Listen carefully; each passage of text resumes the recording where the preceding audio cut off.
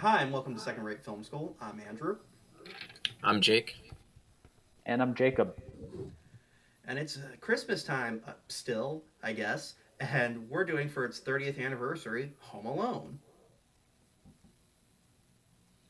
Yes. Yeah, it's the 30th anniversary. Hard to believe this came out, 1990. So you're all getting old if you remember this coming out. But yeah, it's a Christmas classic. You're older than any of us if you remember this coming out in theaters. True. So we're still reasonably young, um, but as we'll get into, this was the little film that could, and it hit hard when it came out. So, yeah, it's quite the interesting movie, as we'll get into. Yeah, well, for me it was a little different because I actually watched the second movie first, not knowing it was a sequel. And So, then I think seeing like two on the title, you thought, oh, Home Alone 2 as an also.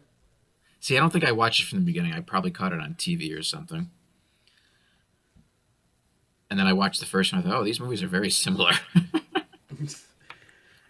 Yeah, well, we had the first one on VHS, so I didn't get to see the second one a lot. I would catch it up on TV, so I'm assuming I saw the first one first. There's footage of me somewhere, like on our home movies. Oh, Like Raja 19. Gosnell. Andrew, who's Yes. that? Someone associated with the Scooby Doo movie, right? I think so, maybe. Who Two knows? Scooby Doo movies, maybe. Yeah, he was a Yes. very successful editor before he went on to do Beverly Hills Chihuahua. Yeah, and that's like a lot of people got their starts in this, and blew up because of this. But Yeah, yeah, Joe Pesci. yeah, this was his first role. Yeah, it's actually He funny. was Like an up and comer. I was reading this thing that this shows you that like the studio had zero desire to like make this movie. That Chris Columbus and John Hughes wanted Daniel Stern and Joe Pesci, and they said, "Well, you can get Pesci, but we're not going to give you Daniel Stern." So apparently, in the way Chris Columbus is saying it, that Daniel Stern, I guess, was the bigger get for Fox in 1990, which is, I know, Wonder Years was just wrapping up, and that was a huge show, but a It had to little be like a weird. money thing in that case, where they probably already had an expensive deal with Joe Pesci, Yeah, it and it had to would be have been them. just too expensive to bring Daniel Stern on as well. Yeah, Well, but I think that was the issue because I read somewhere that Daniel Stern agreed to like a 5 or 6 week shoot, but then it turned out to be like an 8 week shoot, and the studio wouldn't pay him for those extra 2 weeks. So Daniel Stern turned down the movie, and then they offered the role to somebody else until eventually they let him go because they didn't think he was right. And then the studio agreed to pay him for those additional 2 weeks, and then he did the movie. and as we'll get into, like the movie's filled with cut corners and stuff on that, and it's ironic because this became the third highest grossing movie of 1990. It made $140 million. And how quaint back then that was the highest grossing amounts is in the the mid hundred millions, compared to like Avengers making $1 billion. But whatever. But yeah, no one thought this was going to be as big as it was. It's crazy how you take away 30 years of Christmas tradition with it. Just like the box office and how big it was in '90 is amazing. Yeah, that's how these things always start out. But do you guys know the origins of where this film came from? The idea that John Hughes had for it? Wasn't he on a coke bender and got left home alone and had to kill two burglars? It was No. that, or well, he was debating that or the dumpster baby idea that he had. So, I don't know. I think I told you guys about that. How when CAA was courting John Hughes, he like gave him a script about like a dumpster baby or something like that, and it was just like terrible and gratuitous. And the whole thing was like a ploy by John Hughes to see if they would tell him that it was bad, because that's how he would. That's how he knew if he could trust them or not. that's interesting. Interesting. I thought you were making reference to Baby's Day Out. And Yeah, me too. Actually, No, this is a real story, Yeah, according to now that you described it, I Powerhouse, remember it. the Yeah, book on CAA. huh? there you go. Well, the idea came from. Have you guys seen the movie Uncle Buck with John Candy? Yeah. Oh, yeah, now, yeah, I remember the story, but tell me. Yeah, yeah. I mean, Macaulay Culkin, and then he answers the door through the mail slot with like a BB gun, I think, and he's questioning the John Candy's girlfriend, and that's where John Hughes got the idea for the movie. Because it Yeah, was sort of envisioned as a vehicle for Macaulay Culkin, if I recall Yeah, correctly. yeah, it was. I know they auditioned like hundreds of boys, but then he was always the guy for the part. Yeah, they kept coming back to him. Yeah, yeah, I yeah, remember like reading that the studio, like, because I mean, this is what blew Macaulay Culkin into stardom. Like, yeah, he had done Uncle Buck and like a few smaller things, but like this is what made him into like the media sensation he was in the '90s. And I think like the studio was like, you're not gonna like do this without auditioning other kids, and it was more of a fine formality thing. Again, the studio is really trying to bend us over the barrel on this one. Fine, we'll go through the formality of crushing hundreds of kids' dreams that want to be in this movie instead of just giving it to the kid that we already wanted. And thus spending even more of Fox's money. Could have spent that money on Daniel Stern. Yeah. yeah. Or a good wig for Shovelman's stunt double in the end, but we'll get to that later. Wasn't Macaulay Culkin was in My Girl before this though, right? I don't know. Did it came out before? I think My Girl was 91. For some reason, I could be wrong. I should check these things before I say them on a recorded commentary line. No, it's great because it makes us look incompetent, and therefore the listeners feel superior to us. My Girl came out the next year. It came out in 91. That's weird. I always thought he looked younger in My Girl. Could have been one of those things where it got filmed before it, and it took a lot longer to come out. I don't know. Well, it's just weird because I kind of half in my mind assume it's beforehand because for how big he was in the 90s, like, he's not the main character, and I can't think of, other than The Good Son, any other movie that he's in where he's not the literal main character. And even in Good Son, you can say it's a split between the two of them role. Saved. Oh yeah. I meant when he was young and cute and not old. What are you saying he looked like in Saved? You mean 20? Yeah, I forgot about that. That's a good movie. I've never seen that. I've heard good things about it. I think I saw part of it on TV years ago. I was like years ago. I saw that movie like shortly after it came out. My older sister rented it from Blockbuster, so this shows our age. We're not old enough to remember this in theaters, but we're old enough to remember Blockbuster. But Macaulay Culkin plays like the main character's wheelchair brown brother, and this is like when you start seeing like the bunny ears, red letter media style Macaulay Culkin humor coming out in his performance. And all I remember is like they're saying we can't invite him. He's not. He's not like, it's hard to party with a kid in a wheelchair. And his sister's like, come on, he's the life of the party. And it just cuts to them looking at Macaulay Culkin dancing with his upper body while in the wheelchair in an incredibly over-the-top dorky dance. And it's just perfect. And that should be a gif. Also, this kid looks like Macaulay Culkin grown up. So I have my idea that John Hughes originally planned for Home Alone 3, that it was Kevin goes back in time to keep something bad from happening and gets a pizza job. I was gonna say, like, how do you make a Home Alone 3 work with an older Macaulay Culkin? Because it's not so dangerous when he's 15. Well, hence why we didn't get him in part 3. You blow up the formula at that point. You do something completely different. Well, I always jokingly said what Home Alone. Make it about how he can't live with anybody else because he's become so self-sufficient as a result of the events of these films. And he's just constantly, living isolated.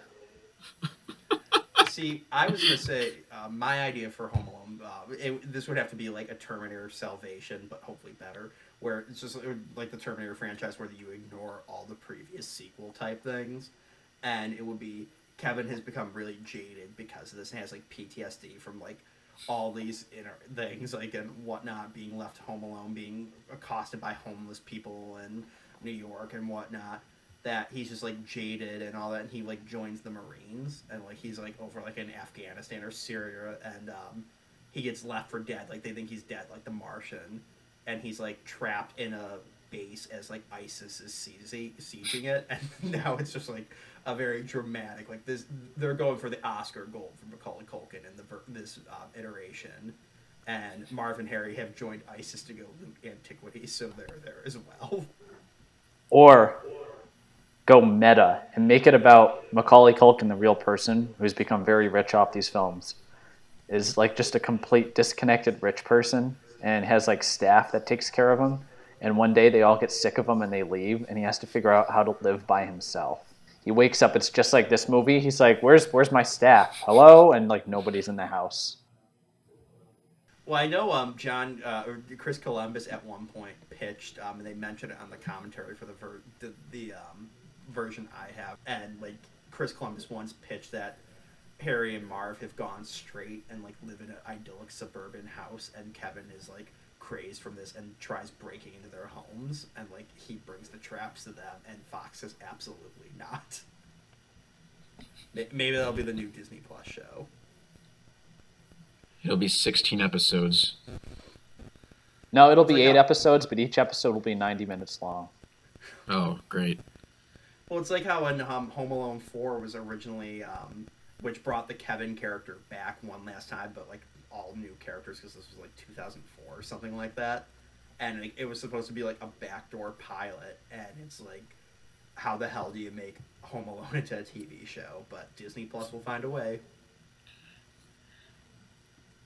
I mean, they haven't actually announced a Home Alone show or anything like that. No, they're doing a reboot though, right? Yeah, they announced a remake. Yeah, so Yeah, because Chris Columbus went in the press, or no? Yeah, it was him. Did he? Wait, but was he Yeah. talking about? He was talking about Home Alone with that, because I remember he was saying that Hollywood needs to come up with more original ideas and not just remake the same things, like I did with Home Alone 2. Which is kind of funny. He was Wait, talking did he about say Home Alone. that?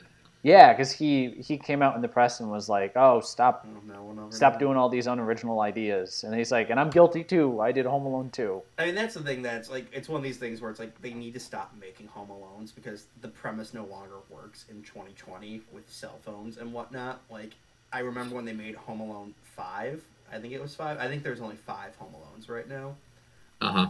And it's weird because they're not home alone. It's a family that decides we're going to disconnect from the technology for a while. So like the dad buries all their cell phones and iPads like in the backyard for a week so they can be unconnected and just enjoy Christmas as a family. And then someone tries breaking into the house. So now that's why they can't call the cops and crap like that. I don't know why the dad doesn't be like, "Hey, I got a gun. I'm an adult man now." And run for the car, but there we are. I think to take care of that, the robber will just cut the power lines or something, and that'll be that. Yeah, that's the thing. You have to keep coming up with things, and I mean, I suppose in this version they do come up with the phone lines are out and all that, but I think it would have to be a lot more now, 30 years later. Well, yeah. Here's an idea. You could just go to the Starbucks and call the police or something. No, here's an idea. How about we just don't do another Home Alone movie? Yeah, only one of these is good. I mean, part 2 is fun, but only one of these is a truly great movie. So it's like the Terminator movies. It's like, just stop trying to make it. You only have, like, this franchise has the world's worst batting average. Just stop. I mean, I don't know. Like, you got like the second movie, and then the third one is sort of like kind of an anomaly, and then the other ones are just sort of like TV movies. So I don't know. Maybe they can do something, but You're talking about Terminator or Home Alone now? I don't know which we're talking. No, we miraculously aren't talking about the Terminator franchise because that somehow did not just turn into a bunch of direct-to-DVD films. It's so weird. Like you would think felt of all, like it. yeah, It like got that a one TV stayed show. like major theatrical event films. well, that's owned by Fox, right? Is that a Yeah. Fox property? Yeah. I was gonna say. No, you know what? The Terminator, the rights keep getting passed around everywhere. Yeah. I think there's like James a weird. Cameron owns them now. I think he owns them now, but there was like a weird deal where they were sold off, and I want to say MGM might have had the rights for like a set amount of time. It's very weird with that series. Well, see, I've always said for Terminator though, they need just to do a sequel where it's like they acknowledge how convoluted it is, and Arnold's like, we have to go back and kill the man who created all this to stop this from happening. It's like, well, we already killed Miles Dyson. No, we have to go back further. And it just shows a coked out James Cameron in the 80s. Like, he's like, I have an idea for a script. Just gets shot in the head. And that's the end of the movie. So the whole movie would take place on the set of Piranha 2. Yes. It's like they try and give him food poisoning to kill him, and instead it causes him to have the nightmare that gives him the idea for the Terminator series. Oh, Well, no. the PCP happened on Titanic. Do you guys know that story? Yeah, No. but he had a nightmare, which is what it did inspire Terminator. So, Well, wait, Oh, what no. happened? What happened with Titanic? Well, on the set of Titanic, like a really disgruntled crew member laced James Cameron and some other people with laced their drinks or something with PCP. no, it was the dinner. They poured it Oh. in, like, they had lobster chowder, which, yeah, I'm Yes. like, you fucking rich pricks having lobster chowder. Fuck you. Well, it was a $200 million movie, so I mean, I guess you could have. It was the first of its kind, so I guess you could afford the lobster chowder. Well, you know. But yeah, so they all got, like, fucked up on it. Like, they had to go to the hospital. I think, if I remember correctly, they were filming, like, the scenes when they're in the water. So, like, it hit them a little later. So, like, I think, like, Leo or Kate Winslet's like, we're floating with hundreds of people. Where it's, like, in waist-deep freezing water high on, like, angel dust. That's how James Cameron came up with the idea for Avatar. Blue cat people! Ponytails! Yeah, just like in Home Alone. Yeah. By the way, I always like this, and we should talk about, because other than Buzz, who has become like a character actor, he's been like in a bunch of stuff. He's in Nebraska. He's one of Will Forte's hick cousins in that movie, and he's been in a bunch of other stuff. But the only other person in the McAllister family I've ever seen in is the redheaded brother who played Pete and Pete and Pete. And Oh, that's I love him? that. Yeah, Oh, Big Pete. I didn't realize that. Yeah. I love that show. That blew my mind as a kid, because I guess this is before Pete and Pete. Yeah, I mean, this is before Nickelodeon was Nickelodeon. So by the time I was watching, oh yeah, that's Chris Columbus's like mother, I think, and daughter. So yeah. I think the stewardess is his wife. Yeah, so shows the passage of time that his daughter is now 30. But yeah, but no, it blew my mind, because I'm like, Pete's in this? He's gonna have a big role in it, right? Nope, just like 2 lines. He's one of the siblings we lose by the time we get to part 4. Well, obviously, we're not counting the parents in this conversation. Yeah, Catherine O'Hara and John Hurd. Yeah, that shows fast. But yeah, I mean, they're the only adults outside the burglars. Like, I've never seen the aunt or Uncle Frank in anything else either. John Hurd. Yeah, he was in Cat People. Chud. With Daniel Stern. Yeah. And that was only like couple years. That was like the late 80s, right? So we're only a few years removed from Chud. Sorry, I just want the Cat People song by David Bowie to play right now. He turns that scene on. Oh no. That movie.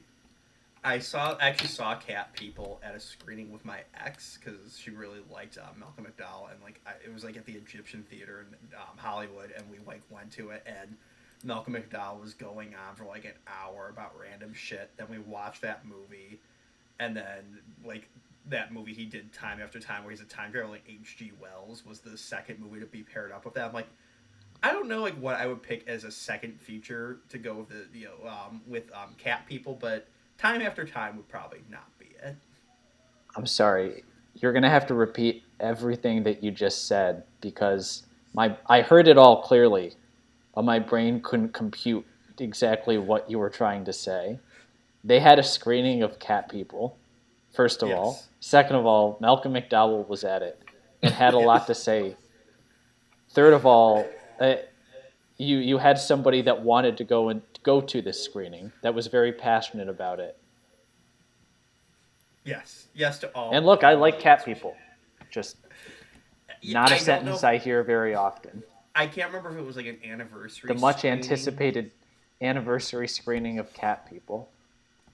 I knew nothing about that movie. Like, literally, I'd heard the title, but that is it. So I was confused as shit at the beginning when it's showing like the fucking cavemen, and then like he's turning into a cat, and then like John Hurt fucks a cat, I think, at some point. And I'm not really sure. No, Well, no, no. that's not what happens. For comedic effect, I'm saying he fucks a There's cat. spoilers for cat people. There's no spoilers for Home Alone in this, but there's going to be spoilers for cat people.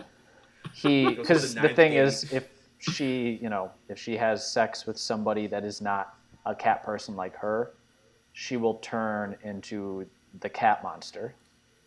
And so she's in love with John Hurd, who is normal. So John Hurd, has intercourse with her and then puts her in the zoo. That's the ending. Yeah, it's It a works. weird movie. Yeah.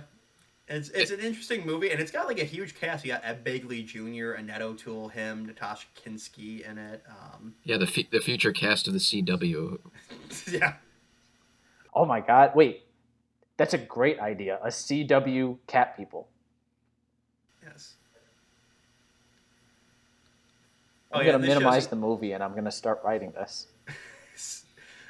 This shows you, though, again, going back to Home Alone, maybe we should talk about that. Again, how low budget this was. That originally Kevin was supposed to have a nightmare at one point about like going into the basement and like all the stuff down there was supposed to come to life and attack him. And Fox is like, nope. So like they just had like two guys behind the furnace with flashlights, and that was their effects. I don't think I would call this movie low budget so much as tightly budgeted. Yeah, there's a tightly distinct budgeted, difference where yeah. this movie had a decent budget, but they went over a little, but they could not go over much, and they really had to stay within the parameters of what was set for them. Yeah, they wouldn't give him a penny more for certain, and we'll talk about that. Certain effects had to be done by non-professionals and all that in Hollywood. So very interesting. I love how this is directed here. How Buzz says he's going to feed you to my like. They're all just nastier versions of the lines that they said. It's really great. Even in the second movie too, they get more over the top. Like even Fuller, Kieran Culkin actually, he goes from just wetting the bed to he just sips the soda loudly in the second one. He's like, "Yeah, with me." That's great though. Oh no, it so is. Funny. It's just funny. It's just funny how it gets more over the top.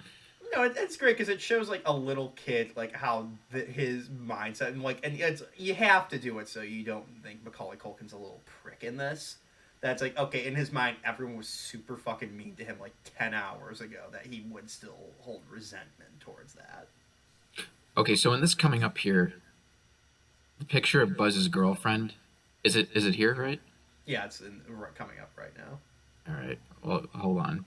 Wait till we get to it. Also, I can't imagine a family movie showing Playboy anymore. Well, I'll just say now. So the supposed girlfriend of Buzz in that photo is not a girl. It's actually a boy dressed up as a girl. Oh, yeah, I think I've heard that. Yeah, because Chris Columbus said he thought it was too cruel to make fun of a girl like that. So I think they used the production designer's son. So instead, they traumatized a boy and made him get put in this movie that ended up grossing $140 million. Yeah. I should reach out to him and have him as as a guest star. It's like, what was that like? How did Home Alone ruin your life? As Kevin staging Mock's execution of Larry Bird and other players.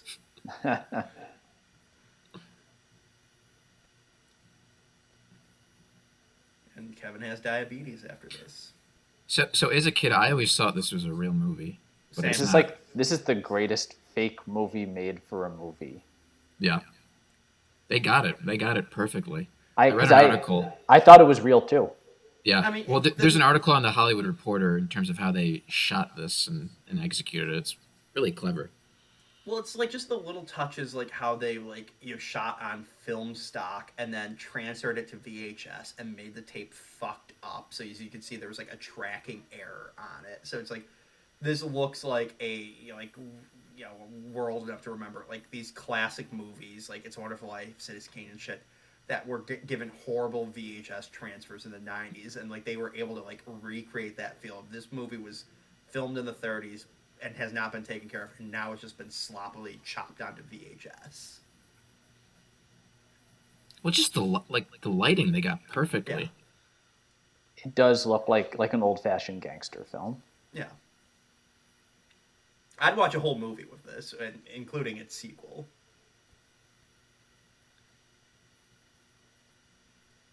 They should have As had a kid, my John mom told me Hurt. this the gangster was Herman Munster, but she was clearly wrong. Not even close. Kind of That's looks great. like him. No, he looks more Kind of looks like Herman Robert Munster. Loggia. Yeah, a little bit. Okay, so this author here on the book, apparently this man and John Hurd all date both were married to Margot Kidder, so that's a little awkward. Wait, who was? The author of that book that John Hurd is reading, him and John Hurd were both married to Margot Kidder at one point. Was this done on purpose? Not the marriage, but the fact that he's reading the book in this I scene. have no idea. No, I remember reading that John Hurd like his this move like this scene was like difficult to film, so he had a book he was reading in between scenes. And he's like, "Fuck it, I'm gonna continue reading it," and like it created a legal nightmare because then Fox had to clear it. It wasn't like they probably wanted him to read like it's just something else or just be fidgeting around. He's like, "I'm gonna continue reading the book I'm reading on my break." They probably want him to read something in the public domain, like Great Yeah. Expectations or something. You see him reading Tom Sawyer. Yeah.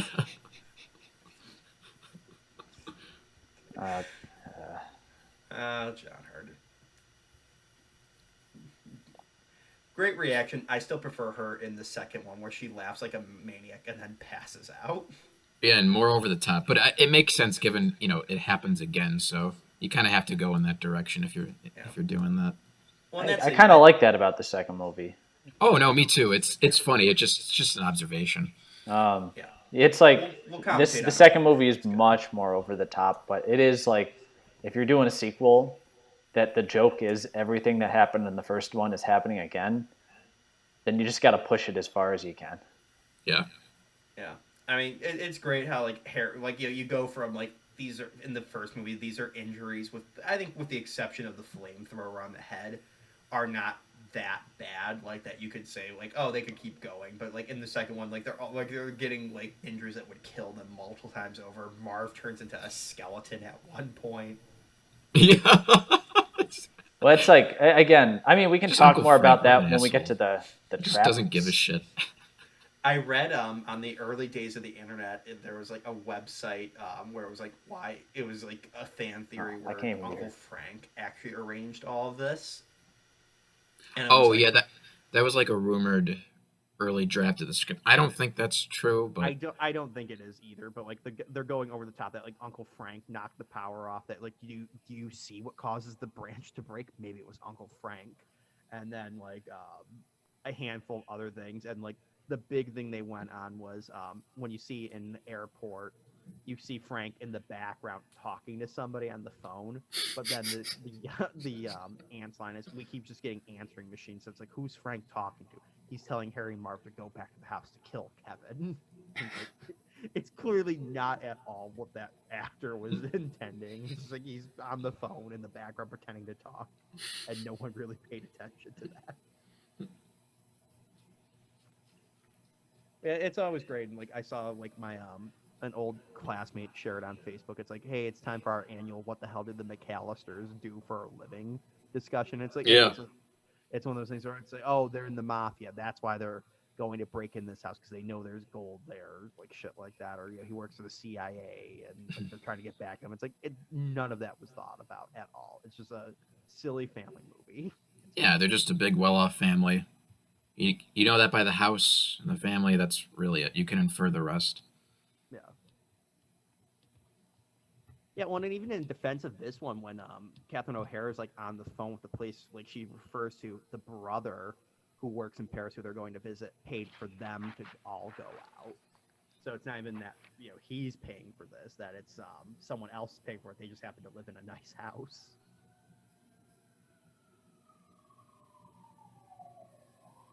I actually saw for sale someone was selling a T-shirt with the logo of this van on it, and it took me like 10 minutes to get like what it was.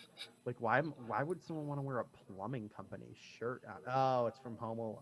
Got it. I could never be that much into a movie to be wearing the logos of fictional vehicles. Not even Ghostbusters, I guess, was. No, I mean I should rephrase it. It's got to be like an iconic thing. Like it's like how like the fact No, I that know. it's I'm yeah, joking. yeah. No, but it's like I can't imagine spending $20 on a Home Alone T-shirt for the logo of the van they drive like 2 times. Maybe if you're a T-shirt enthusiast. Well, there were other actors considered for Harry and Marv. I think Michael Richards and Christopher Lloyd were considered for Marv, Both of them which pulled that would be off. really fucking creepy if that You was have to give Christopher Christopher Lloyd. Lloyd the Marv hair.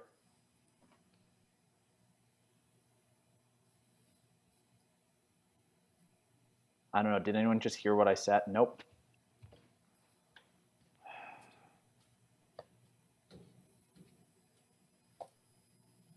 I don't know if he's coming back.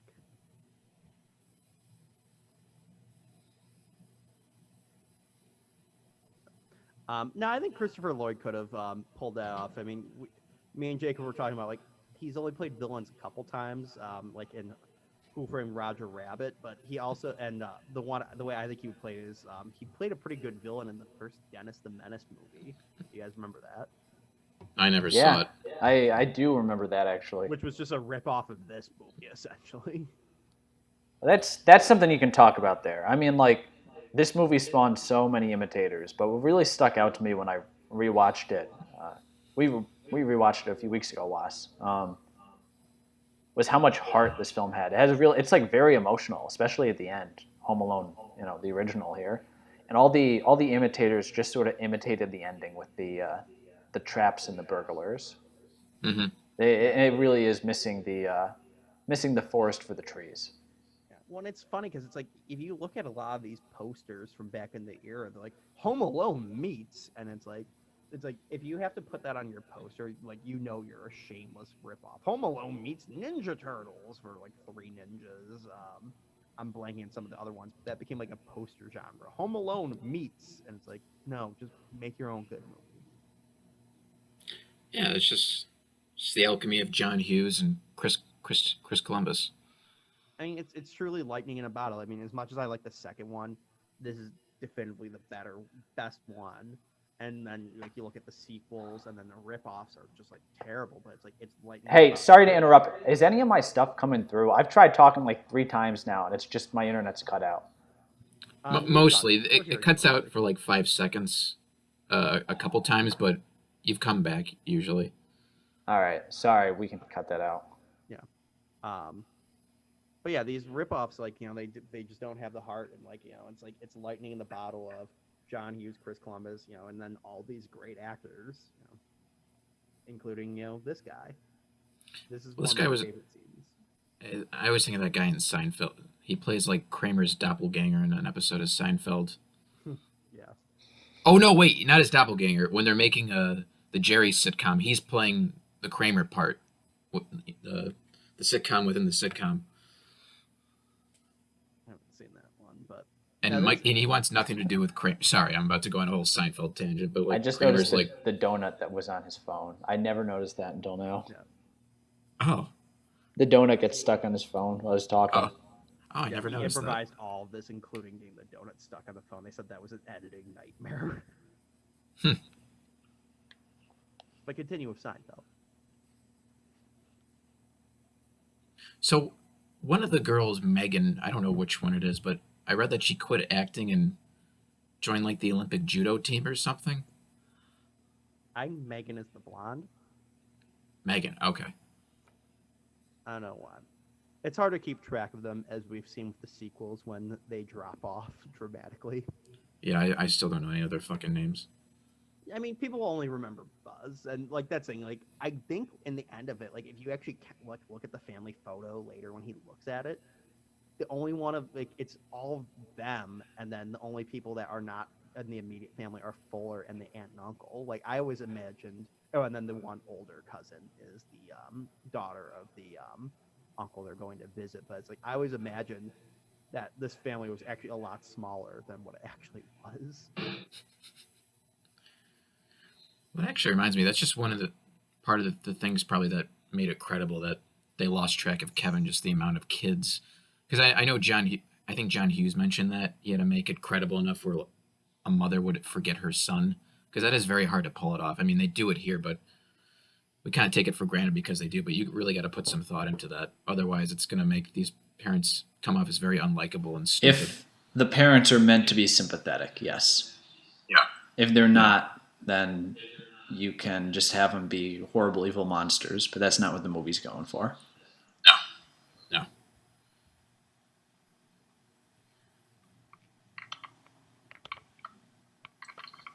I read somewhere in the scene. I read somewhere in the scene. There's like this stupid theory. It's nonsense, but I always thought it was funny where people think it was Elvis Presley. No, that's later on. It's later on. Okay. Yeah, that's when they're in the Scranton airport when John Candy shows up. Oh, okay. It's not this thing. Okay. Yeah, but no, and that's the thing. It's like even with the second one, like as ridiculous it is, again, like it still makes sense that this family fucked up when you look at the series of things that happened. That had one of these things not happened, they wouldn't have forgotten him. That's just it was the perfect storm of shit happening that you could believe this would happen. And also, I think a lot of people put on now post 9/11. Yeah, sorry, I'm gonna bring it down. Post 9/11 travels that like you're now porting onto your thing of going through security, going through ticketing and all that versus back in the 90s. Like, okay, do you have metal in your pockets? Cool. You get on the fucking plane. Here you go. Do you have a physical ticket? We don't need to scan anything. That's like a lot easier 30 years ago to do this than it is now. From there. I don't know. My internet keeps cutting out. Are we still talking about cat people? Yes, we are. No, we're talking about 9/11. You missed a lot. You better cut that out, Wes. No, I think it is true, though, that 9/11 has changed airport travels, obviously, and people do not take into consideration what it was like in the 90s. Anyway, this scene, you can see Kevin's trying to get a basketball.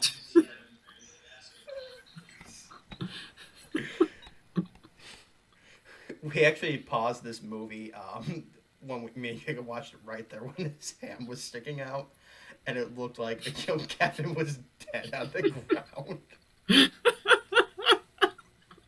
If this movie were realistic, Harry and Marv would break in later tonight, find the dead kid, and be like, "Oh fuck, we gotta get out of here." The twerp's dead. The mom comes out. She's like, Kevin, oh Kevin.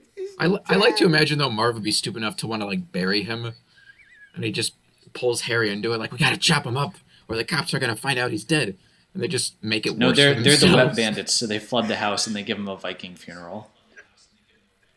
Oh crap. When we actually, because my roommate's girlfriend had never seen this movie, so we watch this, and when they get into the scene where you see him, like, she's like, "Oh wow, they're pieces of shit. They're stealing everything," and then you see like turning the water on, and she's like, "Oh, and their water bill's gonna be through the roof." I'm like, "No, he clogs the sink so it floods the house." She's like, "Wow, they're fucking truly evil people. I don't care what they do to Kevin, but they're evil for what they do here."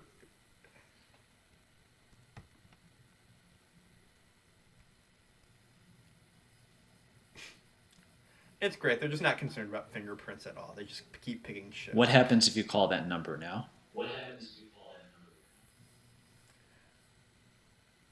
I'm assuming it's Macaulay Culkin's phone number. So let's call it right now. Excellent. It wasn't a 555 number, so... That's actually a good point. I never really pay attention to it, but yeah, seeing the captions on the screen, it's like, oh, they used a real number. I actually like they did that in Bruce Almighty.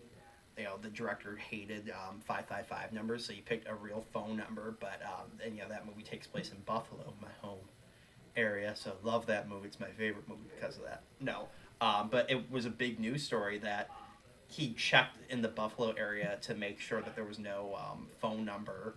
That phone number did not appear, but didn't take into account that it appears in other parts of the country. So they did a whole news story on all these poor bastards who are now getting phone calls from people trying to talk to Jim Carrey or Morgan Freeman as God. I'm sorry, that's such like a entertainment industry problem or mistake to make. Oh, nobody in the local area has this number, so that means we can use it, not accounting for area codes and stuff like that.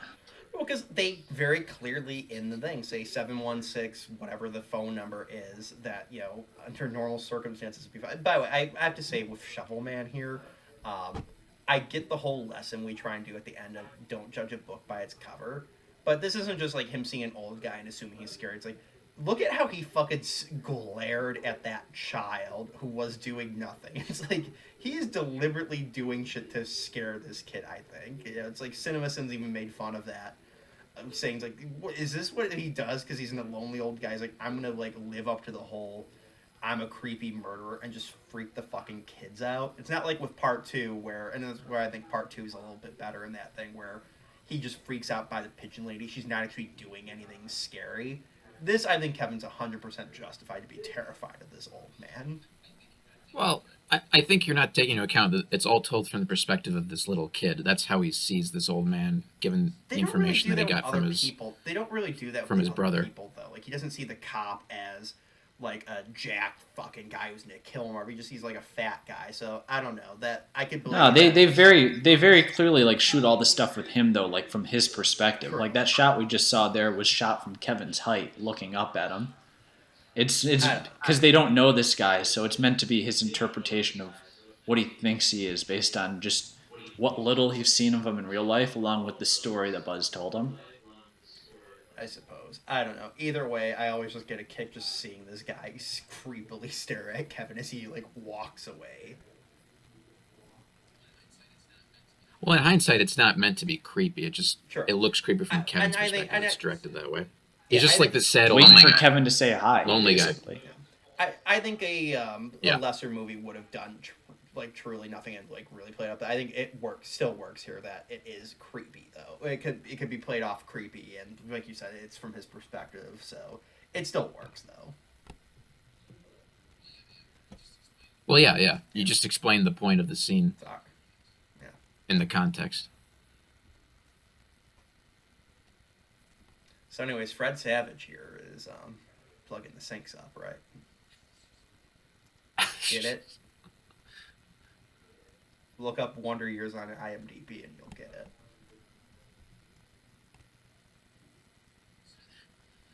So do they?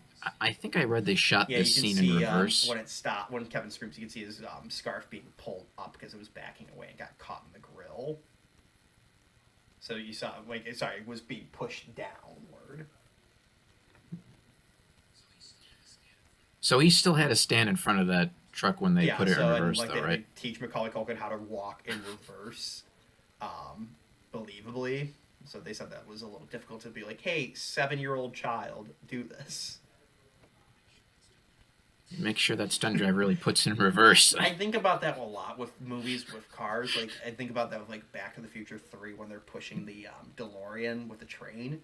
That, like, like they say in the commentary, like, Michael J. Fox was terrified about this because, like, well, yeah, in theory, the safety rig will just continue pushing the DeLorean, but if something fucks up here, I'm going to be crushed to death in this car. I did that for a movie in college that I made, like a short film, where I had to have a car crash into another car. And the scene, and so we like filmed them separately and just combined them in post. However, the guy driving one of the cars, my car, was so out of it that like he accidentally just like hit the car into something anyway. Lord. Wait, was that the That accidental was fall? the promotion. I'll put Oh, the link. promotion, I'll okay. put the link below. Yeah, we just combined the two cars and like the two shots into one shot, but the guy was like so out of it and like not paying attention and just like hit my car into something anyway. I have to mention here now with Kevin. At least it wasn't Macaulay Culkin. Macaulay Culkin. No, it was just my car. I have to mention here the scene of Kevin hiding in the church. My grandmother always told me when I was growing up, if you're ever being chased, just hide in a graveyard because they'll be too scared to come into the graveyard after you. Like, I guess like it was a spiritual thing that God would help you. And I'm just like imagining though, the way I interpret it was, as soon as I stepped foot into the graveyard, I could just stop and be like, Nana, you can't get me, and then I would be murdered by an atheist criminal. So thankfully that never happened.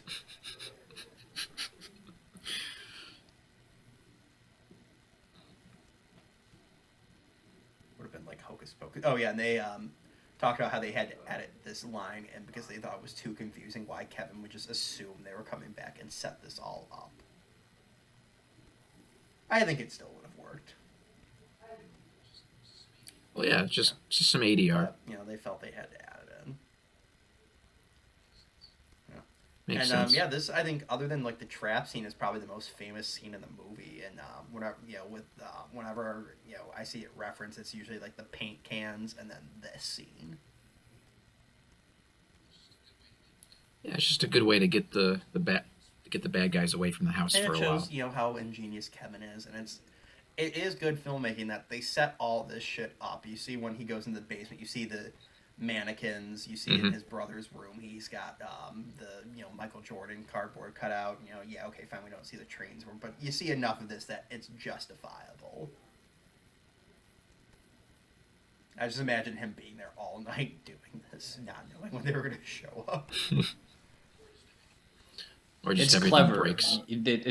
You saw the Michael Jordan cutout before. You saw the mannequins in the basement, and we're probably like, why are there mannequins in Kevin's basement? But that's another thing. But it's fun, clever little The setup. dad uses him at the shooting range because he's CIA, remember?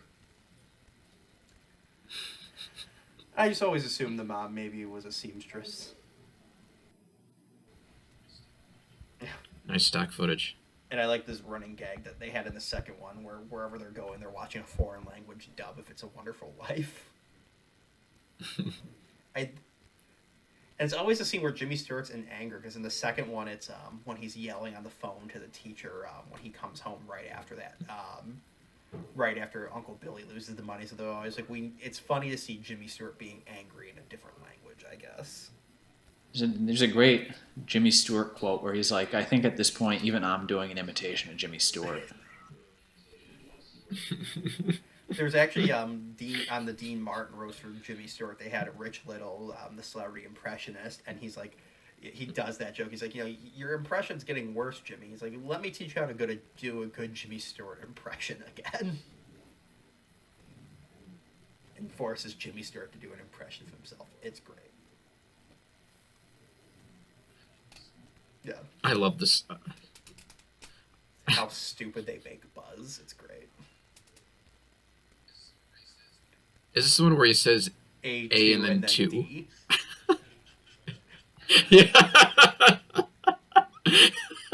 And I think that's because I've seen it in a couple different Is this it? movies. I know they did it in Vacation, but they just kept it to Chevy Chase screwing up. It was A2, C4. Like, so he was doing it, but it's like they knew to take it one step beyond to make it like he even fucked that up. Well, that reminds me. Originally, Chris Columbus, was gonna direct National Lampoon's Christmas Vacation, but then once he met with Chevy Chase, he realized he wasn't gonna get along with them. Big surprise. So he turned the movie down, and he ended up doing Fun this. fact. Apparently, Chris Columbus was one of the producers of The Lighthouse. Wait, what? Oh, he was. I mean, I saw the movie months ago, but I remember that and thinking how Were odd you it so was. freaked out about that you slammed your hand on the desk to punctuate that? I probably did. And he directed, is it The Christmas Chronicles? Is that what it's called on Netflix? Yes. The second one? Yes. Man's got range. Both of them. Yeah, I always felt Chris Columbus was a very underrated director. He never I gets enough agree. credit. Yeah, he's just remembered Just for across So the always board being for all his movies. overshadowed by, the other guy. Who, the director of Home Alone 3? Andrew got it. Yeah, I got it. I like Mara Wilson once tweeted out because Think hard about it, Jake. It was the easiest joke I could have possibly made. who is Chris Columbus overshadowed by. All right, no, we're moving on. Joke's over. Okay. Anyway, this is the scene where the guy tries to deliver a pizza, but he thinks that there's a gangster shooting him. Yeah. Yeah. No, I think though briefly going back, Chris Columbus is an underrated director, and I think I might have made reference to it before in one of the previous commentary. I might not have, but the year after this, Chris Columbus did a great movie called Only the Lonely. It's romantic comedy starring John Candy and Ali Sheetley and Maureen O'Hara. It's like a loose remake of Marty, and it's like a really like heartfelt movie, and it shows like the good drama chops that John Candy had. It's a shame we didn't get to see him do more roles like that, but it's not a wacky movie like this or like Harry Potter. It's just like a straight rom com, mostly focusing on the rom and the com, and it's I think a very underrated movie, and I think people should check it out. He also did Mrs. Doubtfire, which is probably my favorite comedy. And he did a little thing called starting the entire Harry Potter franchise. Yes. Well, that's the other thing he doesn't get enough credit for. I think we really take for granted just the success of that first movie or the first two. Everything had to go so right for that first movie, and it did. Just, I mean, maybe this isn't the place to talk about it, but I think all that has to be given credit to Chris Columbus for that, because he really pulled it off. Him and the makers of that first film, the casting was on point. You had like John Williams and his theme, the entire look of that universe. Like the other films were more mature, obviously, but like he defined what it was and got people invested in the first place. Yeah. Yeah. Well, I think him as a director just fits so well for those first two movies, because I read somewhere he deliberately wanted to make it as like a golden age storybook sort of way about it in terms of how it looked and was told, and I think they pulled that off. But it was appropriate for those first two movies, and then I think it was appropriate that he left after and handed the reins off. But that whole franchise, they owe it to him. No, for sure. Yeah, and again, great director. Him and the whole team for those first two movies, especially the first one. And that's not not a criticism. Well, David not Heyman a criticism too, of the second one, which I really like as well. In fact, second one might be one of my personal favorites, but the writer, Steve Kloves. Steve Kloves. He wrote all of them except the fifth one. Yes. Steve Kloves, Chris Columbus, and David Heyman. They did an incredible job. They deserve a goddamn medal. I mean, if you read like the Steve Kloves scripts, like I think the 3 and 4 like 130 pages, because I recently rewatched all of them. I know I'm going off topic, but my God, we usually do that. Well, we're talking Chris Columbus. And he wrote Gremlins. Let's not forget. He wrote Gremlins, yeah. Yeah. I think his version was a little darker, I think, because I think Spielberg came in and had some changes made to it, but... I don't know how that movie could have been darker than what we got, but... And then, I think Gizmo he was permanently changed into the Gremlin. You know what's funny? Because that was a Spielberg call that don't have him permanently change. Yeah. That seems like a very Spielberg thing to do. Did you guys? All right, now we're getting really off topic, but did you hear that rumor about Episode 9? How apparently it was Steven Spielberg's idea to show that Babu Freak survived in the end. No. Apparently, the rumor was that they screened it to him just to see what he thought, and his comments coming out were, "Where's Babu Freak?" And you got to put him back in there, otherwise everyone will think he died. That's a very polite way of disregarding the rest of the movie and just trying to be helpful at the same time. Because sounds like he did the same thing with Gizmo. Yeah, except that was a good movie. Well, wait. Are you saying something about Star Wars right now? No, I was talking about Gremlins. I'm sorry. My internet's cutting out. I thought we were still talking about cat people. I was trying to get you back on. Oh. Yeah, guys. This commentary actually is going to sync up perfectly well for cat people. So just you can switch it over. So at this point, cat people, Ed Begley Jr. is getting his arm ripped off. Oh yeah. I will say that's a fun thing about watching movies with actors who are not as big as they are now back in the day. Because I thought Ed Begley Jr. was going to have a much bigger role in that movie than he did, and I did not foresee that scene coming.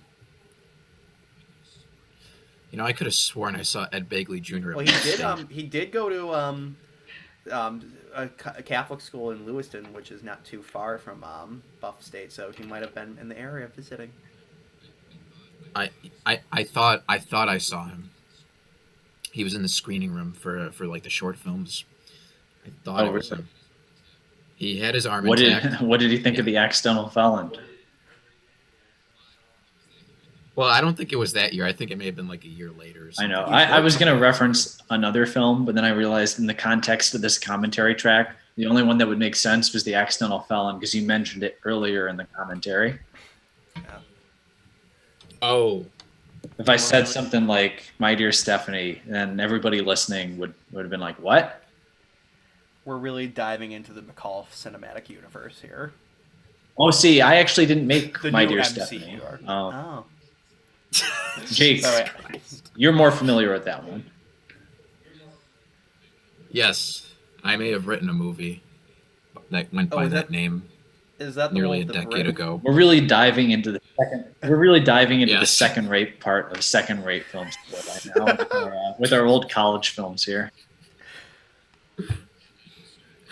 Yeah, Daniel Stern had a cameo. He Well, was, he had a cameo, but then Jake decided to cut him out because he was too expensive. Exactly. yeah, no, he didn't want to shoot for 6 weeks.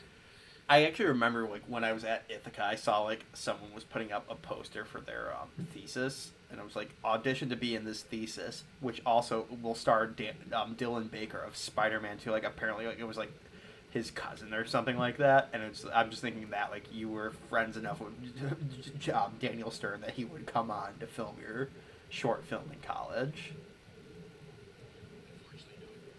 Unfortunately, no, we could not get Mr. Stern. He was unavailable. Well, that reminds me. Have you guys Yeah. seen City Slickers? No, I actually haven't. Great movie. Great movie. Daniel Stern's in that. Yeah, I enjoyed that a lot more than I thought I would. Not that I thought it was going to be bad, but it's a very well made comedy with a Have you very ever strong heard, speaking script. of other movies Daniel Stern's been, have you ever heard of Bushwhacked? No, but I've seen Deep Six Below. Wait, what's the name of that, Jacob? Deep Star Wait, Six. what? You know that the alien ripoff. Oh, with Peter Elliott? Leviathan. Oh, I Oh, forgot that Leviathan, Daniel Stern sorry, was in that. He has like the John Hurt Yeah, role yeah. in that. Really? I'll have to look at it. Yep. But Bushwhacked is an interesting thing because it was on ABC Family or Fox Family, whatever it was, back in the day in the like mid '90s. So I saw it a lot, and it was, I think, if I remember correctly, originally written that it was supposed to be his character from this. That it was just going to be a spin-off, but they couldn't get the rights to do that. So he's essentially playing Marv again, but he's a criminal who breaks out of jail and then takes the place of a scout leader. And like is like it's really, oh yeah, that supposedly is Elvis in the background, the guy in the gray behind the woman in the white. Yeah, it's not. Spoiler alert. Well, He's because dead. Columbus brings that up on the commentary that every few months people who believe Elvis is alive will like accuse him of like putting him in there, but then apparently when he's like, no, it's I didn't put it in there. Apparently Elvis just does central casting every now and then.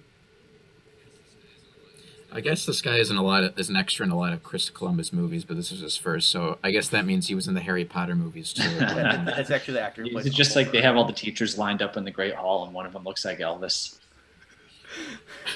Yeah. This scene also has a interesting fan theory behind it that John Candy is the devil. But like, Oh, God. it's it's someone who clearly does not remember the actual flow of it. That you can see he's already turned around as Kate is screaming, but in the person's theory, it's like he only reacts when she says, "I will sell my soul to the devil." That they remember that in their mind it's a Mandela effect of her saying, "I'll sell my soul to the devil," and then John Candy immediately turns around. Which, even if that was the case, I don't think they were trying to make him the devil. He's the most affable devil ever, if that's the case. Actually, that would be a great casting choice if John Candy played Satan. I in mean, some he dressed movie. up like Wouldn't the that be devil in great? Planes, Trains, and Automobiles, so we know visually it could work. No, not even as that. It could be just John Candy like this. I mean, it would be a fun thing to find out that Kate is now going to hell because she sold her soul, but it still would work. I like this scene because it's a rare example of a scene that's pretty clearly improvised to some extent that works. It is. I think he improvised all his Yeah, lines I mean, actually. again, and the two of them were really good friends, so they obviously had good chemistry to play off each other. So take two good actors who are good friends, and it works. Here's a question. Is this the only time that John Candy had a cameo where he wasn't a cop or a security guard? I was thinking about this. Right. He's a security guard in Vacation. He's a cop in Nothing But Trouble. And I'm just going to go bat 3 for 3 here. He is a cameo in the Sesame Street movie as a cop. He's also a cop in Blues Brothers. Yes. I haven't seen that in forever. Not in JFK, that's the one though. I missed right now. Yeah, in JFK, he's not a cop or a security guard, so there you go. Ooh, the holy duo of non-cop security roles or cameos for John Candy. Home Alone and JFK. That's a true double feature I want to see. Well, John Candy in this movie, I believe, worked for scale, which back then I think was $414. Didn't they film all the scenes in like one day, and it was a 23-hour shoot? Yeah, 23 hours, I think. Yeah. Yeah, they went really over, and actually, that's originally it was written in the script that there was going to be an actual goodbye as Kate was getting out of the van. As we see in the final version, they have their brief discussion about and it's hilarious of him leaving his son at the funeral home and her being like, "Can we not talk anymore?" And that's like the end of it. That's the end of it. But originally they were supposed to be like a heartfelt her thanking him and like him wishing them a Merry Christmas, and they just did not have time, so it just ends now with her unceremoniously getting out and it's like, thanks for nothing, asshole. This should be, if they ever do this in Criterion Collection, that should be the poster. Just like him looking in the bulb and you see Joe Pesci menacingly in the background.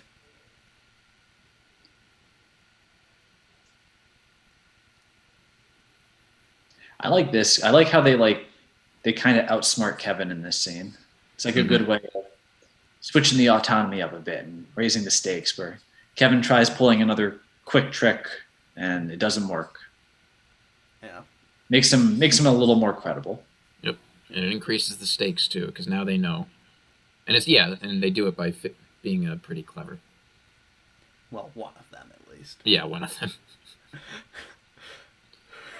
You're right, though. I can just imagine, like, they find a dead Kevin, and Marv is the one to incriminate themselves worse. I love that line.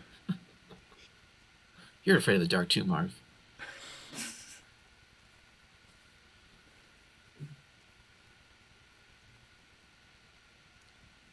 Now, see, could you imagine, though, if, like, Kevin had, like, a shotgun and just, like, blew them away, like, Marv sticks his head through the doggy door, just blasts his head. Harry's like, oh my god, what have you done to my friend? You killed him! We were just gonna steal some VCRs and you murdered him! It sets the fireworks off from Buzz's room right next to his head. There's an R-rated movie in this. Now, and we're coming up to the guy from Armageddon. What? Who the guy Ben who plays Affleck? What? Wait, is it Peter Stormare as Santa? No, I'm blanking on his name, but he was like the Quiznos baby. What are you doing here? Get out now! Oh yes, I work for Santa.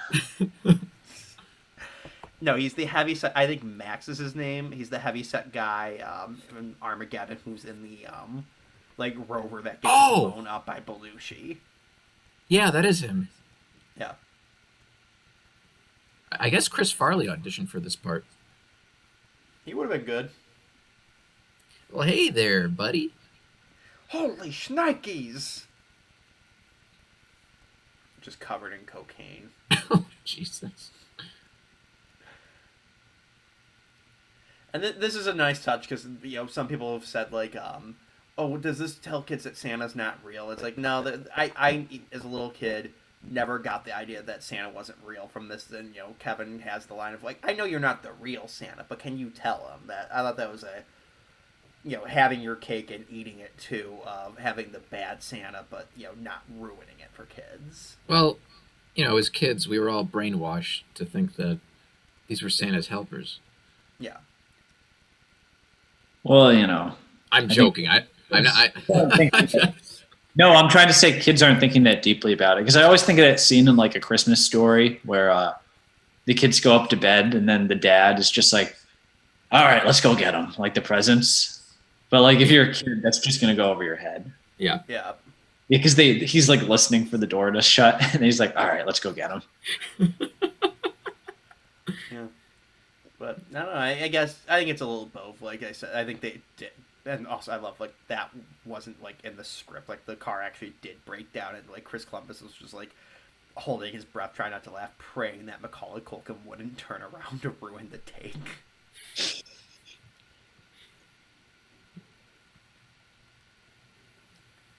This kid walking through Chicago all by himself, not It's getting gonna be murdered. freezing. It's Chicago in the winter. It's a good thing they paid their electric bill. Otherwise, Kevin would have froze to death. Their vacation was going to be a lot longer than like a couple days. Yes. We're going for a month. Might as well shut the power off. Oh, Shut the water off too.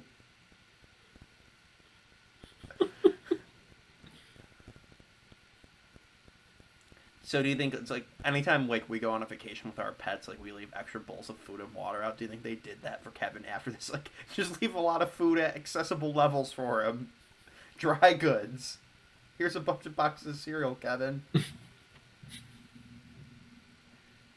I think it's nice that Kevin going past the church again apparently was nice enough to put up the curtain from the manger that he stole. He or took down to hide. He put it back up evidently. Because you can see it back up. well, that's what I like about Kevin. Like Jacob, you're talking about this movie having heart. Like Kevin is a good kid. At the end of the day, he just And there's a really strong emotional core. It's about him, learning to appreciate his family and what he has. Yeah. And it parallels well with the old man who has lost his family because they became estranged. It's like what Kevin could become if he had continued down that path. These eyes so red, red like jungle burning bright. Those who feel me near. Yeah. So apparently, now that and Jacob's right though. That it is like I've never thought about, but that's a good way of looking at it. This is when he's starting to, learn the errors of his ways. And I mean, we already saw that he was looking wistfully at his family's picture, but like he still needs to, as we see in the end, like needs a little convincing from the mom before he runs into the heartwarming hug. Dramatic music sting. well, this actor, he looks so familiar, but I seen him in some other stuff, but I know He was in Christine. Sorry. Oh, who is he in Christine? He is the guy who sells the car, I believe. Oh, that is him. Yep, you're right. You're right. I guess he also played Ed Gein in a movie, so Really? that's a little ironic. Why? Because Kevin was inspired by Ed Gein. I wouldn't say that. Again, John Hughes, high on Quaaludes, was reading a book about Ed Gein. He's like, what if Ed Gein used paint cans to stop the cops as they were coming in?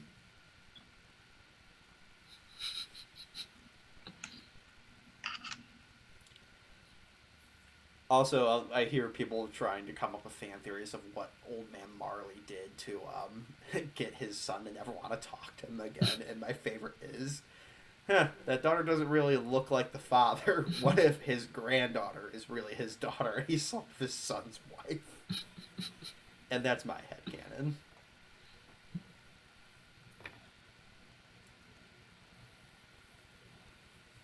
Or he's an old man and just was incredibly racist.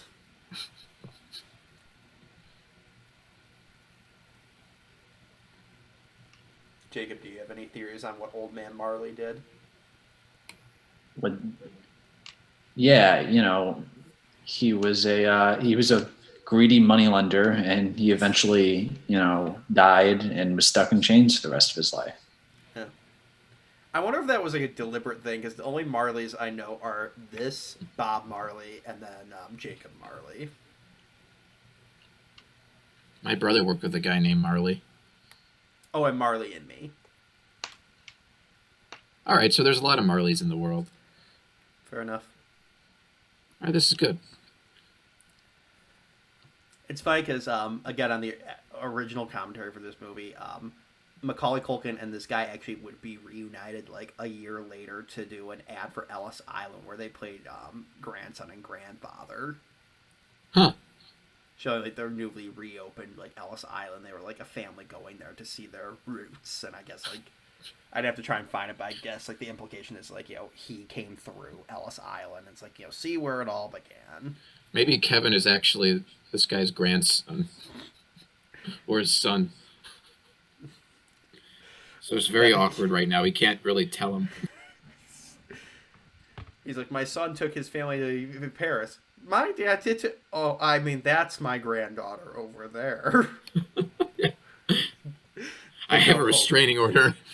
I'm not really supposed to be this close to you.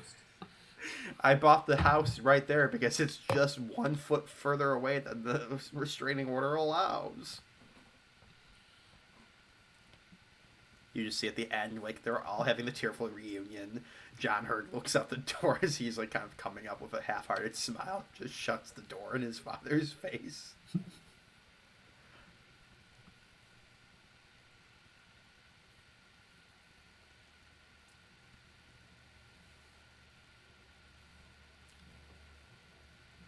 But yeah, Home Alone 3.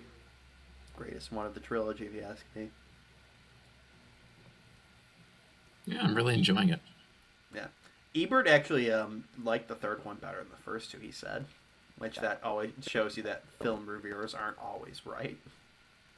I imagine he had very principled reasons as to why. Maybe. He usually does.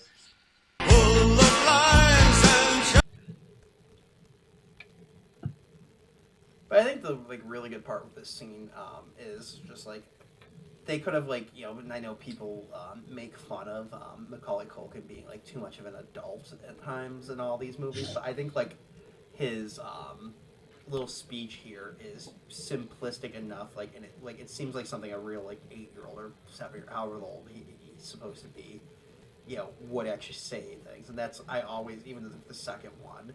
The way he looks at life is very true to an 8-year-old. Now, yeah, would that truly solve a elderly man's problems? Maybe not, but it always felt at least honest to me with it. Well, it works within the context of the movie for what they're going for. It's credible within the context, and that's what's most important. But there's like a dual layer too with Kevin that I've always appreciated, where on one hand he's on one hand he's acting more mature because it's Macaulay Culkin and he has a wit to him, but there's always sort of an underlying sort of subtext that he's a kid and doesn't quite have it all figured out still. Actually, that Santa scene is a great example where he goes up and he's acting all mature, like, I know the truth now. And then it pulls the rug out from under you. Oh, you work for the real Santa. So there's the dual layer there where he's still acting like a kid.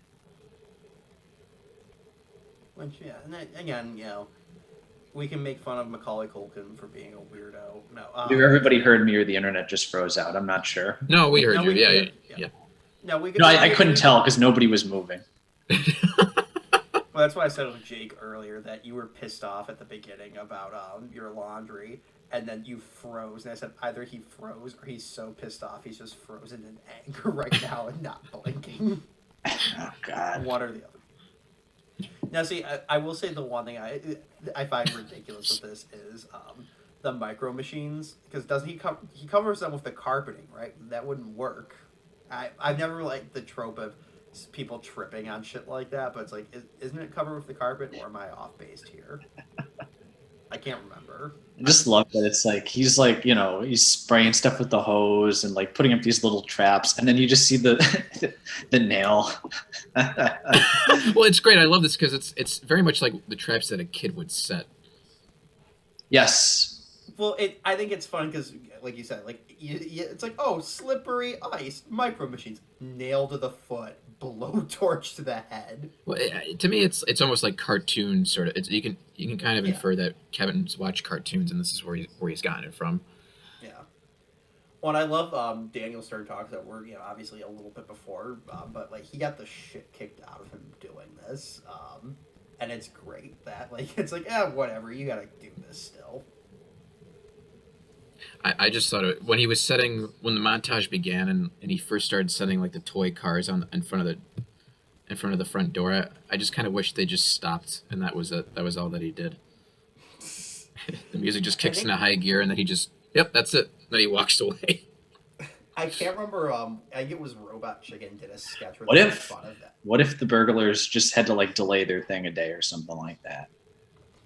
He's just waiting around the house, trying to evade all these traps. The Or he just falls into That's when Catherine O'Hara shows up the next day. Kevin! Ah! She steps on the nail. Oh god, he kills his entire family because each of them is trying to come through a different way to surprise him. Kevin, you're in big trouble because A, you ruined the house, and 2, you killed our mom. Like the callback. He really was a disease. Exactly. Kevin, we're orphans now because of this. It's just a real But no, gun. But I think it was Robot Chicken that I was trying to say is they show them like the criminals coming in and they're like, watch out for those micro machines on the ground. And yeah, it's a little icy, but just be careful, I guess. And the door's hot. I'm not going to hold on to it though. No, it was a Family Guy cutaway joke. I can now see that in the Family Guy style. I think, like you said, Wes, it'd be funny if this is just a huge twist and this was a real gun and he just shoots him in the balls.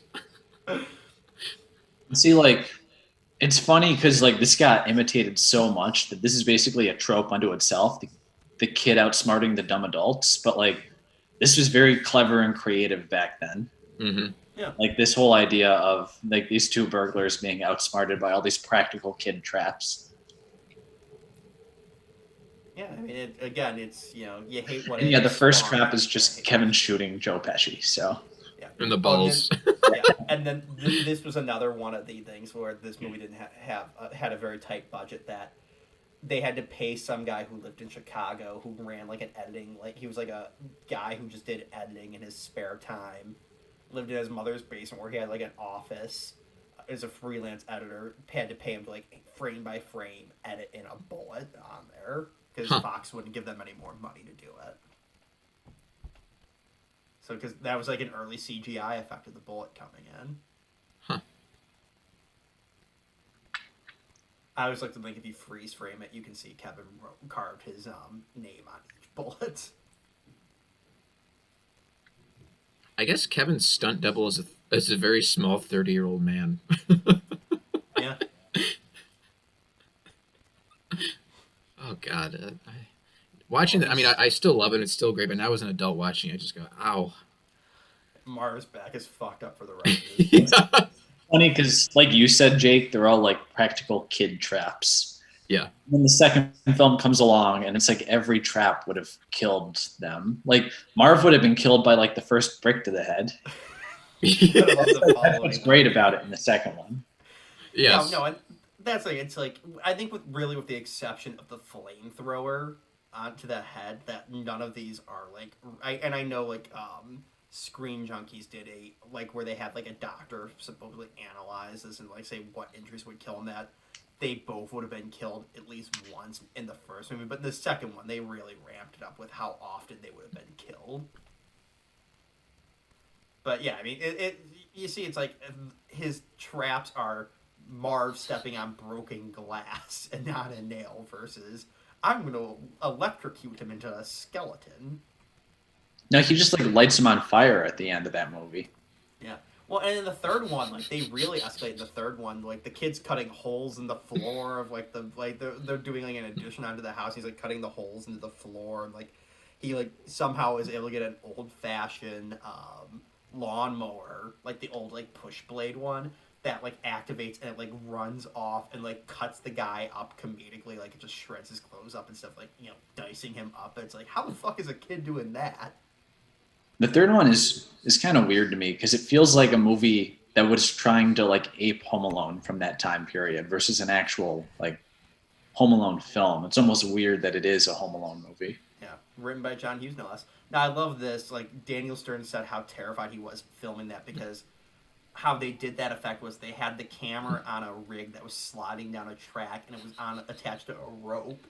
And like, well, don't worry, it's attached to a rope. He's like, yeah, but if that rope breaks, you're gonna drop like a 110-pound camera on my head. And to get the effect of it, like it needed to suddenly stop. So he's like, he's then worried like the track would break and all that. It's just like poor Daniel Stern. And as we'll get up to in a second, when he steps on the glass ornaments, though that's really his bare feet, and he's stepping on sugar glass, which albeit isn't real glass, but that's still very painful to step on. And he's like, "We're doing one take, guys." Fritz Lang reference. Gotta love the highbrow. Oh god, could you imagine Peter Lorre as Harry? I could see that. Or Marv. You can see what? Peter Lorre is Harry.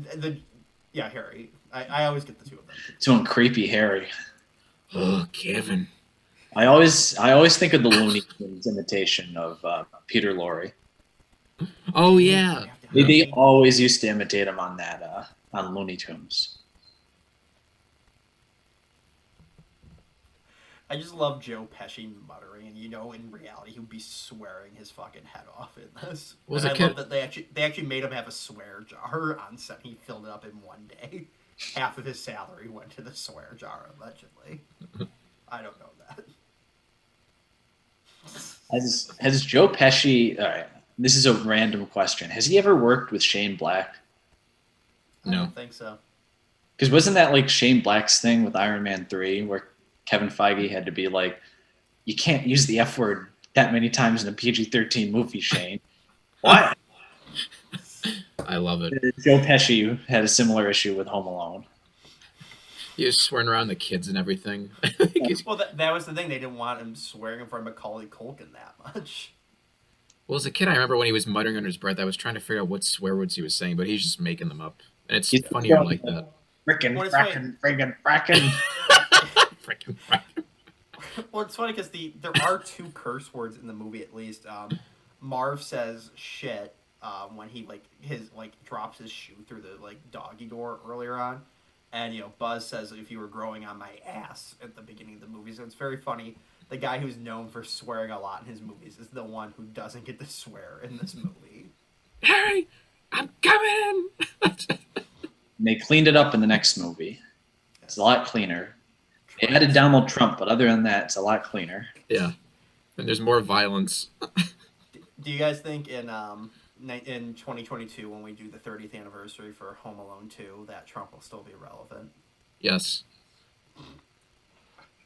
I'm gonna. That's my answer.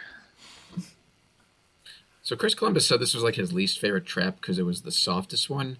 And I guess I kind of understand that, but to me, again, it's like something a kid would come up with. Like, he would think it's funny. It's the way it requires the least amount of work. The feathers or the ornaments? The feathers. Oh, that's fair. I thought you meant the ornaments. I was like, Oh, that's, it's when Kevin was running out of time. He's like, maybe they'll come through the window. I'll just put the ornaments on the ground. And it's like one of the most painful looking ones now. Oh, yeah. Yeah. Why the hell are you dressed like a chicken? I just love the little effect of the iron brand on his face for the rest of the movie. It's something as a little kid I didn't get or didn't notice, but I love it. Okay, so he did bring up the carpet. I thought, because you see the carpet fold up, I thought he folded the carpet back down. It's like, that's not how that would work. See, what I'm noticing now is I haven't watched this movie in years, but um, they're all following into like Kevin's traps into like what he wants them to do. Because Kevin wants to escape out the back window. That's ultimately what his goal is. But he needs to lure them first for them to fall into the traps. Yeah. So there's like an underlying logic behind all of it, which I've never really noticed before. I also love, we passed obviously the famous paint can trap, which it's funny how iconic that became for the series. That's literally like 5 seconds and we're done. But initially they wanted to have both Harry and Marv horrified when it came down, but Daniel Stern said, "No, I want to have a stupid smile on my face for a split second beforehand." Like he for some reason has become dumbingly, mind-numbingly calm, even though 2 seconds before he was angry, and it's the funniest thing ever. Just like go back and rewatch it. Daniel Stern's dumb smile. It's great.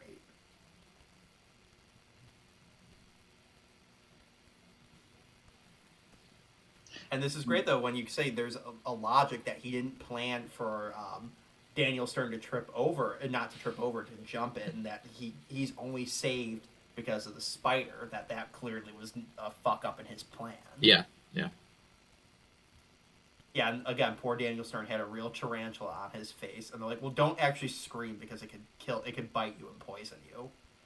And they're like, "But don't worry, it probably won't bite you." So he's like, "We're doing one take of this, and I'm miming the screaming, and you're gonna dub it in later."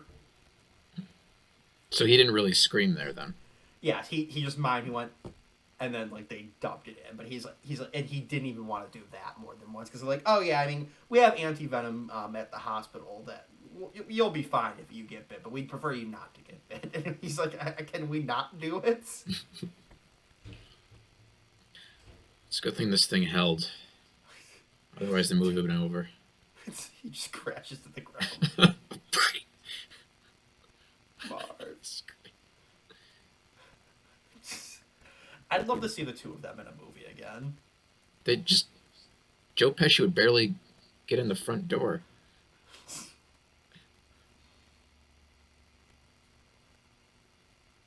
Daniel Stern would have to push Joe Pesci in a wheelchair. It's like the end of The Irishman. Oh, God. I think at this point we should also talk about Joe Pesci's rap career. Wait, hold on. Went about as well as this. Actually, this probably went better. I will not comment on it unless I've listened to the whole album from start to finish. All right, well, just giving you context, after My Cousin Vinny, Joe Pesci made a rap album, and people, please check it out. It's truly great. I want there to be a sequel. Keep buying it on iTunes and Spotify, guys. Just do it. Give Pesci a little bit more money.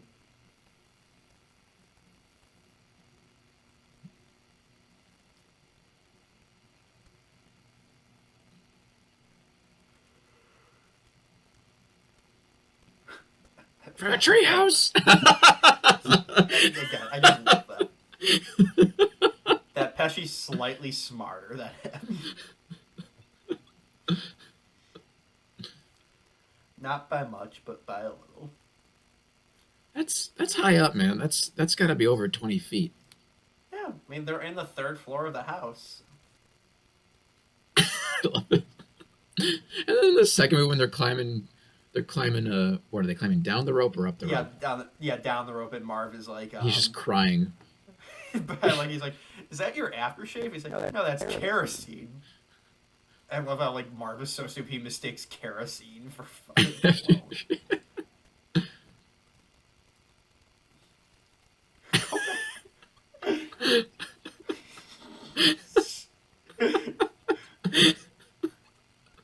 Oh. It works. The slapstick in this holds up. Oh, so it's well. great.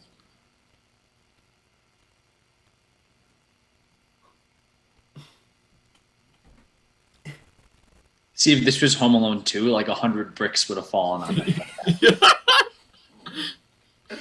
Well, that's at the end. Like all the paint buckets then fall down when they do land. You're not that far off from what they actually did. The one that always got me the most in the second one was that huge iron bar that Kevin threw. That like, I thought that was a very funny, like, because, and they even make fun of it on the commentary when they talk about how John Hughes wrote this in 48 hours.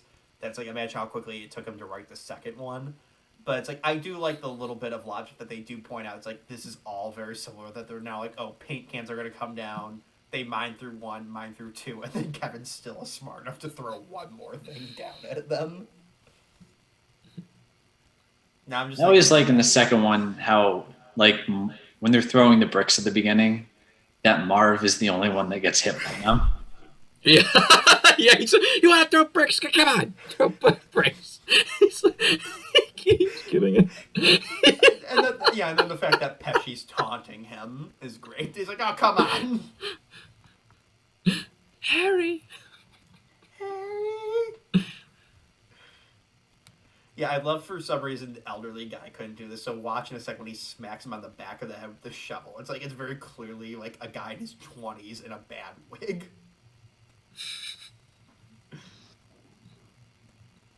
It's a bad wig and like an Abe Lincoln beard.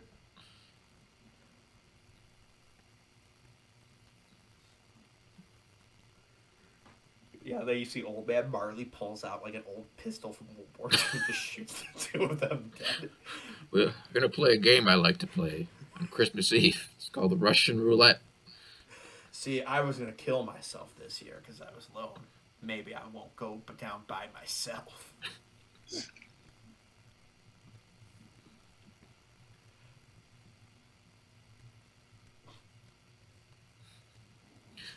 They'll be back as the Sticky Bandits.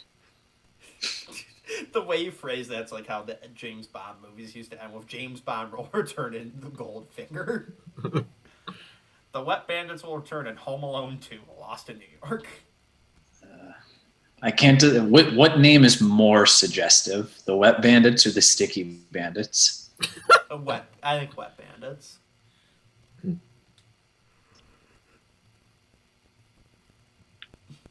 Like, don't worry, guys. You'll get a lot more Home Alone jokes in 2 years. I do love the second movie. I mean, I know it's just a rehash of this, and it's not great, but it's a lot of fun. It's a well done rehash. That's what I'll say about it. That it could have been a cheap cash in, like we saw with the parts 3 through 5 of Home Alone, or any of the rip-offs. But at least there was still talent behind it. You still had a talented writer, talented director, and talented actors doing it. Another thing, real quick, we haven't talked about is the soundtrack. Unless we talked about it and my internet just stopped working and I didn't hear that. But fantastic John Williams soundtrack.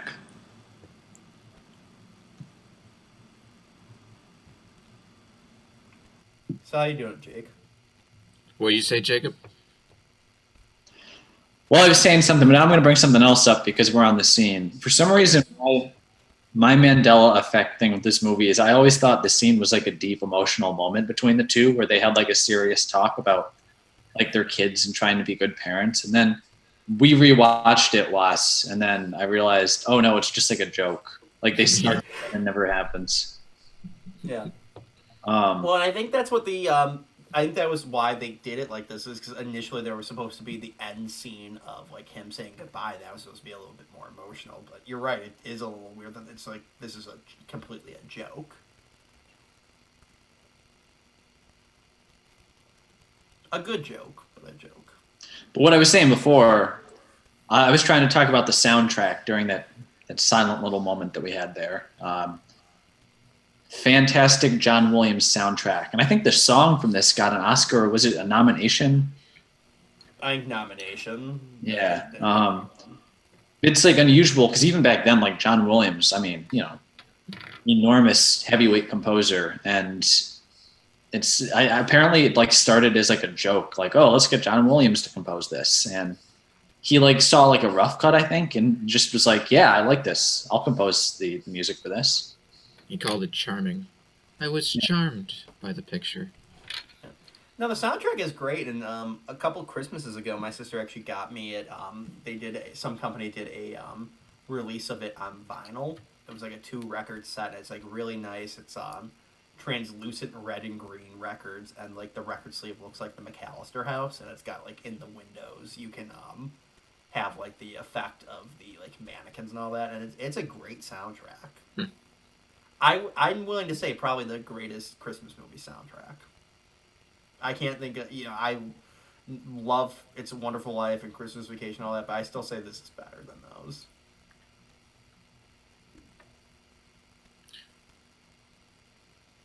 Just think, if he didn't score this, maybe he wouldn't have done Harry Potter because of the relationship him and Columbus had on these two movies. I thought you were going to say if he didn't do this, he wouldn't have gotten Schindler's List. Like Spielberg wasn't going to trust him again. Yeah, it's just that thing. It's just kind of luck. Because I think they wanted somebody else or something, but like you said, Jacob, they just showed him this. Yeah. And he said yes. According to the movies that made us on Netflix, that's how it happened. There you go. Yeah, Catherine O'Hara, too. We haven't really talked about her, but she's great. Yeah. Oh, yeah. I guess that would be an important thing to bring up. Yeah, we didn't mention that, but yeah, she's very funny. We talked how much about the actor that plays Old Man Marley, but Catherine O'Hara, big part of it. Well, no, they do a very good job because I think a lesser actress and lesser filmmakers could have done this. Is they would have made her completely unlikable, but you can tell she's a good mom. Normally, that she was just frazzled with the holidays and like the whole fight that she was getting a little snippy with him. And it's all of her scenes, like especially that scene in the airport where she's going to sell her soul to the devil, and then Elvis is there for some reason. It's very well acted. Yeah. I mean, you really believe her as a mother who really loves her son. I also think she's just really funny with her, like, intentionally over-the-top reaction faces to losing Kevin and stuff like that. Yeah, in the second movie, it's great. It's great. Yeah, John Hurt as well. I mean, he didn't get nearly as much to do as Catherine O'Hara, but he was great too. Well, I love them in the second movie when they realize they overslept again, and they both look at the camera and go, "Ah!" It's really funny. Well, I love when they're like, we did it again. Yeah. I love when they're with the cops and they're like, funny enough, we never lose our luggage though, and then they laugh over the top and knock on wood. Like they're just slowly just being driven insane by this.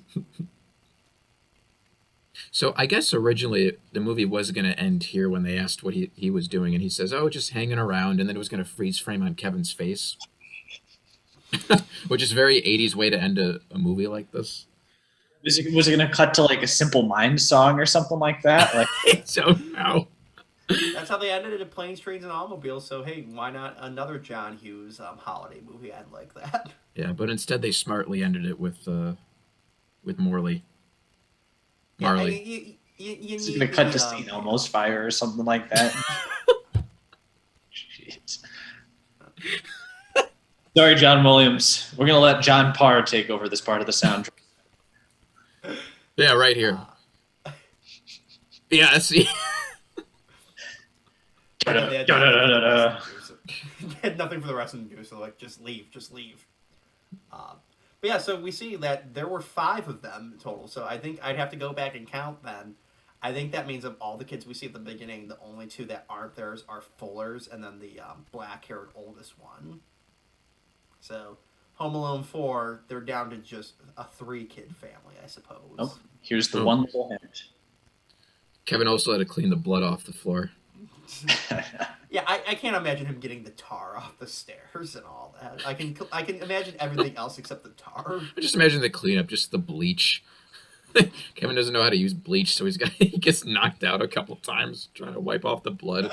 But then it bleaches the wood. Like, Kevin, what the fuck happens? They go into the kitchen. Why are there scorch marks on the wall? I smell burnt flesh. No one touched the doorknob for the next day or 2. Yeah. Why Yeah. is So there this. flesh burn on the doorknob? Yeah. So this was added, which is a very smart decision because it's very It's heartwarming. like what brings it all together, this scene. Yes, Like, it does. Hard to imagine the movie without it. Mm-hmm. And then the reaction that made 1,000 gifs. That's what sets this apart from like the Imitators.